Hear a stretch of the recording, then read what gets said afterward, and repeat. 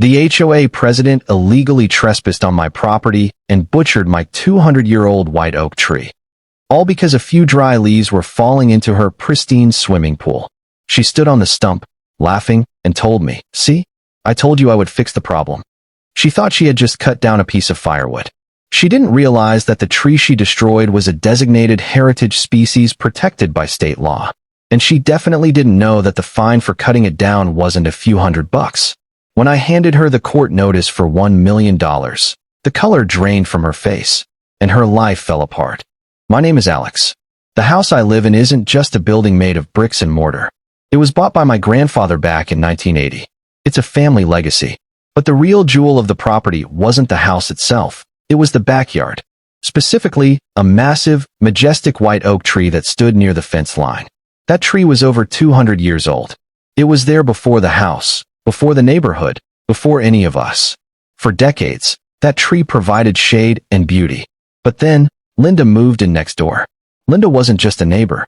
She was the newly elected HOA president, and she let everyone know it.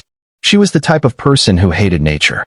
She believed grass should look like plastic and trees belonged in pictures, not yards. The war started when Linda built a swimming pool right up against my property line. In the autumn, the wind would blow, and inevitably, a few leaves from my oak tree would drift over the fence and land in her pool. It was nature. It happens. But to Linda, this was a declaration of war. Last week, she pounded on my front door like she was the FBI. I opened it to find her face red with rage. "That stupid tree of yours," she screamed. 3 leaves. "I found 3 leaves in my skimmer basket today. I want that thing cut down immediately." I tried to be reasonable. "Linda, that tree is 2 centuries old. It's on my property. And more importantly, it's registered as a heritage tree with the county. I literally cannot cut it down. It's protected by law." "Don't quote laws to me," she snapped. "I am the HOA president. I make the rules here. If you don't get rid of it, I will hire a crew and rip it out by the roots myself." I looked her dead in the eye. "Linda, if you or anyone you hire steps 1 foot on my land, I will call the police for trespassing. Do not touch my tree." She stormed off, muttering threats. I thought that was the end of it. I thought even she wouldn't be stupid enough to commit a felony over some leaves. I was wrong. 3 days later, I was at work when my phone buzzed. It was a motion alert from my backyard security camera. I was in a meeting, so I swiped it away, thinking it was just a squirrel. When I drove home that afternoon, I felt a strange pit in my stomach as I turned onto my street. The skyline looked different. There was a gap in the sky where the branches used to be. I pulled into my driveway and ran to the backyard. I stopped dead in my tracks. My knees almost gave out. My grandfather's tree was gone. The massive trunk lay horizontally across my lawn, severed at the base. Sawdust covered the grass like snow. Branches were scattered everywhere. The smell of fresh-cut wood was overwhelming. It was a massacre. And there, standing next to the massive stump, was Linda. She was on her phone, laughing. "Yes, I finally got rid of the eyesore," she was saying to someone. "Now my pool will stay clean." She noticed me and gave me a smug, triumphant smile.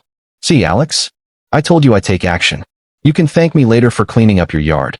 I'll even send you the bill for the labor." My blood boiled. I wanted to scream. I wanted to drag her off my property.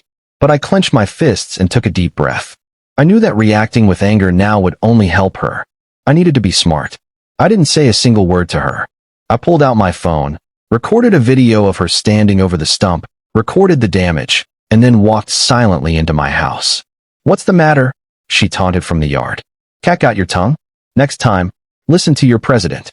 She didn't know that silence is the loudest weapon. I wasn't calling the police, not yet. I was calling a certified arborist and the most ruthless property lawyer in the state. For the next 48 hours, Linda walked around the neighborhood with her chest puffed out. She thought she had won. She thought I was too scared to fight back. Meanwhile, a storm was brewing. I hired the city's top arborist. He came out and documented everything. He measured the diameter of the stump, verified the age of the tree rings, and confirmed the species. When the report came back, my lawyer sat me down. He had a terrifying grin on his face. "Alex," my lawyer said, "this wasn't just a tree. This was a healthy, mature white oak. In the landscaping world, a tree of this size and age is irreplaceable. To attempt to replace it or calculate its value We are looking at a base value of $80,000. I nodded. That's a lot. I'm not finished, the lawyer chuckled. In our state, we have something called tree law. Specifically, a statute regarding timber trespass. If someone cuts down a tree on your land maliciously, which she admitted to doing, the court awards treble damages.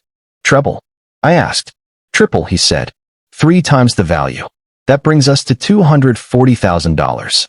But wait, he continued, pulling out a calculator. Because the tree was on a slope, its roots were stabilizing the ground. Now that it's gone, you have an erosion risk. You need to build a structural retaining wall. That's another $50,000. Plus emotional distress. Plus legal fees. Plus the cost of removing the massive log she left behind. He slid a piece of paper across the desk. When we add punitive damages for the willful violation of HOA covenants and trespassing, the total lawsuit amount comes to just over $1 million. I closed the file. Let's go give Linda the good news. Sunday morning was the monthly HOA meeting. Linda was on stage, lecturing the residents about maintaining the aesthetic value of the neighborhood. I walked into the hall. The heavy thud of the doors closing made everyone turn around. I was holding a thick legal binder. Linda, I said, my voice carrying across the room. Oh, look, she sneered into the microphone. It's Alex. Did you finally come to pay me for the tree removal service? No, I said, walking straight up the center aisle. I'm here to pay you back. I walked up to the stage and slammed the legal notice onto the table in front of her. You have been served, I announced. What is this nonsense? She picked up the paper, laughing. But as her eyes scanned the first page, the laughter died. Her hands started to shake. Her face went pale white. 500 million, she stammered. Are you insane? It was just a piece of wood. It was a protected heritage tree, I said, speaking into the microphone so the whole room could hear. And because you trespassed to cut it down, you committed a felony. This is a lien notice. A lien? She whispered. Yes, I explained calmly. We have placed a lien on your property. Until you pay the damages listed in this lawsuit, your house, your car, and that precious swimming pool of yours technically belong to me. The room went dead silent. Linda panicked. She looked at the other board members. Help me. The HOA will cover this, right? I did it for the neighborhood. The HOA treasurer stood up immediately. Absolutely not, Linda. You acted without board approval. You violated the law on your own. The HOA is not liable for your crimes. Linda collapsed into her chair, sobbing. She realized in that moment that her arrogance had cost her everything. The aftermath. The lawsuit didn't take long. The evidence was undeniable. Since Linda didn't have $1 million in cash lying around, she was forced to declare bankruptcy. She had to sell her house, the very house she was trying to improve, to pay the judgment. And the best part? The new owners who bought her house are great people. They love nature. With the settlement money, I planted 10 new saplings along the property line. Linda now lives in a small apartment complex across town. I hear it doesn't have a yard, or a pool, or any trees. Karma doesn't always happen immediately, but when it hits hard. She thought she was above the law, but she learned $1 million lesson today. We expose entitled people every single week on this channel. Make sure to subscribe and turn on notifications so you never miss a moment of justice. See you in the next video.